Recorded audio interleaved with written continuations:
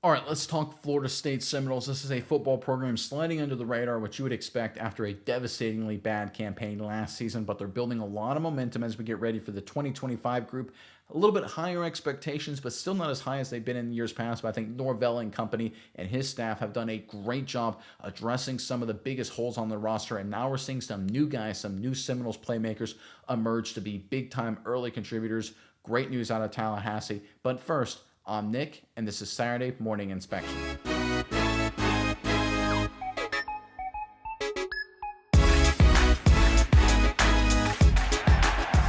All right, the Florida State Seminoles are obviously trying to put to bed the just disastrous memories of the 2024 campaign. I mean, we've talked about it enough. We don't have to rehash it too much further, although we'll get into some very interesting data in just a minute. But we're seeing some new Seminoles emerge on campus. We've got transfer guys making a name for themselves, some good, some bad in terms of maybe unwanted media publicity. But to be fair, the Seminoles have been in the news and they've capitalized on recruiting. So Castellanos, with his comments back in June, we'll call that a net positive, at least to this point for Florida State. We'll see how things happen, of course, when we get actually into real games in a few weeks. But it's not just at the quarterback position, and it's not just with veteran transfers. It's with freshmen, especially at other skill positions. Let's pull up this article here. We've got a multi-parter for you here. This is courtesy of Tomahawk Nation.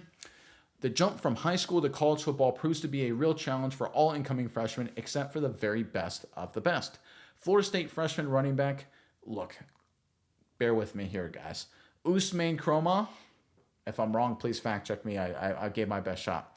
I'll call him Oos. Appears to be quickly making a strong campaign for belonging in that top tier category. Even though he missed FSU spring camp and didn't arrive on campus until May, so he wasn't an early enrollee, that's important to remember, the former four-star recruit continues to turn heads this preseason. He's different, FSU running backs coach David Johnson said. He loves football, extremely smart, understands football. He's really competitive. He wants to make sure he's doing everything right. He's trying to be perfect on every rep. It's rare from a freshman. He's not afraid of contact. He really gets up when it's time to go against the linebackers and pass protection drills, and that's just different for a young guy. Again, I think the fact that he's extremely smart is proof positive by how quickly he's catching on. Again, smart players adapt, they learn, they get better and better. His rapid improvement, rapid rise speaks to his intelligence. Makes sense from what Coach Johnson is saying there. But the report goes on to say even more. Again, from Tomahawk Nation, Kromah was seen as one of Mike Norvell's biggest recruiting wins of his FSU tenure when the Seminoles flipped the blue chip running back from Georgia last December. While he was seen as a potential immediate contributor, especially in an unproven FSU running back room, there were concerns about how summer arrival could negatively impact that. So just real quick, I remember it wasn't long ago where it was extremely rare to have a guy show up in January on campus for spring. It was almost, not want to say a bad thing, but it was almost a little weird because it was like, listen, you're a kid, you're a high schooler, right? You're 17 years old. You're probably not even 18 yet. You just got done playing high school football. You're coming in January, right? What are you doing? You're around grown men, college, completely different environment, away from home. A lot of college coaches, at least back when I played small time D1 AA FCS way back in the day. They didn't like that kind of thing. And we heard from coaches all the time where, hey, early enrollees, we don't want you, right? We want you to focus on high school, get your ducks in a row, grow up a little bit. Now it seems to be the opposite. Now, if you don't come in January, that's a big black mark. I think that's a mistake a lot of people make. Anyway, the report goes on to say, it sounds like Kromah has made up for lost time and then some, being praised for displaying different skills in each of FSU's first two preseason scrimmages. After FSU's first scrimmage, Kromah was praised by Norvell for a huge block he made immediately upon his entrance. Ousmane, one of his first blocks in there was a pass protection blitz pickup, Norvell said. I haven't seen many freshman running backs that will stick his face in it like he did. It was violent and it's exciting.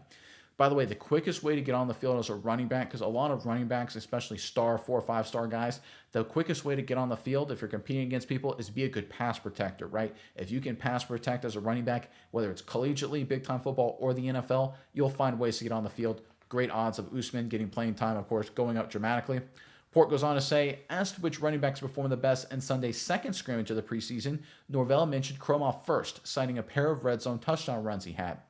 Johnson said on Tuesday that FSU is likely to shorten its running back rotation to just 2 or 3 players this season in new offensive coordinator Gus Malzahn schemes. From the sounds of things, Kromah seems to be firmly in that mix to still get on the field as a freshman, even with a reduced rotation. his chance to play right away is real. If he keeps progressing like he is, I fully expect him to make a great impact. Norvell said of Croma. He's a superb talent with the ball in his hands and the things that he can do, but seeing him without the ball in his hands too is something that gets you excited for what the future can bring. Talking about his blocking, talking about what he does in the pass protection game.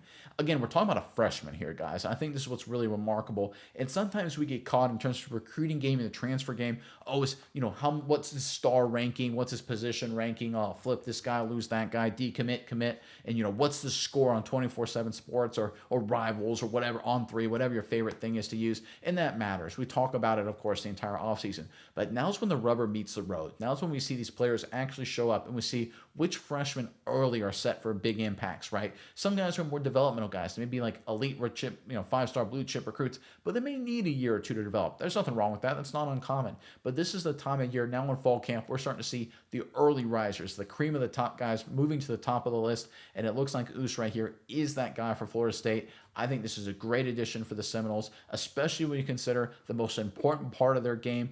People talk about the passing game and the weakness it was last year. Obviously, Castellanos expected to be significantly better. Passing is today's modern football is more important, but one truism still reigns supreme. The run opens up the pass. In fact, I'll pull up this little chart right here for you guys.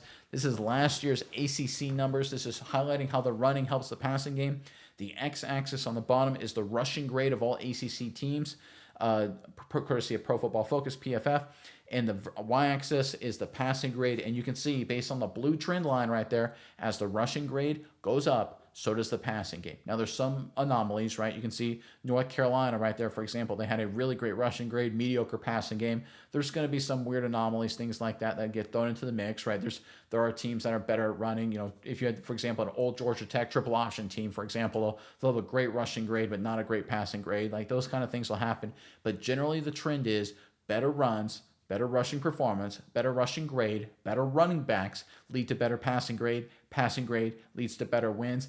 I think Gus is the guy that can contribute right away. His pass blocking is great. His running talent is there. He comes in, part of that running game to make things easier on Castellanos. Passing grade gets better, feed off each other a little bit. End result, Florida State wins a lot more football games. All right, we got more to break down here when it comes to this young running back and this Florida State squad. But first, FSU fans, in the comment section below, boy, do I've got a question for you guys. We're talking running back, of course. Who is the greatest running back in Florida State history? There's, top of my head, 5 guys that I think about just off the top of my head. I mean, there's a lot of really great guys you could go with, but you can only pick one. Who is the greatest running back in Florida State Seminoles history? Your opinion. Give us any reasons why, of course. Want to hear from you guys in the comment section below. But as you can see, as the data highlights on this chart here, right, it matters in terms of rushing grade to open up the pass. But why does the passing game matter? Because, we talk about Florida State and how bad they were, right? Shouldn't they focus more on that, or will the running game help the pass enough? Well, you go into our next chart here, you highlight the best teams in the ACC in terms of passing grade right here. You can see third from the, I should say fourth from the right there is passing grade. And you can see most of the teams at the top of the list with passing grade were the best teams. Miami, 10-2. Louisville, 8-4. Syracuse, 9-3. SMU made the playoffs. Clemson, 9-4, made the playoffs, right? The best teams in the conference in terms of passing game were the best teams overall in terms of performance. You can see Florida State right there, passing grade, not good. Third worst. Can't happen. Now, they're going to be better with Castellanos, but one of the ways to help improve it is working off each other a little bit. In fact, if you look at the very, very top there, look at those top teams, you can see Miami right there, top right. They had the best passing game, but they also really good running game as well, 95. How about SMU? They made the postseason, 85 passing grade, 80.6 rushing grade. Clemson right below them, 85 passing grade, made the postseason, 86 rushing grade. They work together. They go hand in hand. Running opens up the pass. I'll go back to that graphic again just to give you a visual. This is where a guy like Gus and the rest of the Florida State running backs and offensive line can really help out Castellanos, really help out Gus Malzahn's offense. In fact, for those of you who aren't familiar with Malzahn's offense, he leans a lot more on the running backs than people expect. Like when people look at the highlights, for example, like Nick Marshall or something like that way back in the day with Auburn, they think of the quarterback making crazy plays outside the pocket, big arms down the field, big throws, that kind of stuff. But they're a very heavy running back team. He loves pounding the rock with his tailbacks. That's what he always loved to do, and that opened up the quarterback, made the game much easier for him. I think a guy like Us, I think the rest of this running back room, I think the offensive line, them pounding the rock, controlling the line of scrimmage will make life so much easier for Castellanos, open up the passing game, and as a result of that, teams will have to drop more guys in the secondary, 2 deep looks to stop the passing attack, box goes lighter, you run the football more, they have to come back in, then you pass the football more, and you get this great natural feedback, a great natural flow to football that was terribly missing from Florida State last season. And I think that's what Norvell is going for. He's going for more flow. I think what we saw a couple of years ago, and unfair or not, right? Obviously, we all have opinions on that. When Jordan Travis went down with injury, everyone believed that because he was such a stud that it wasn't a balanced enough team without him to be a playoff contender.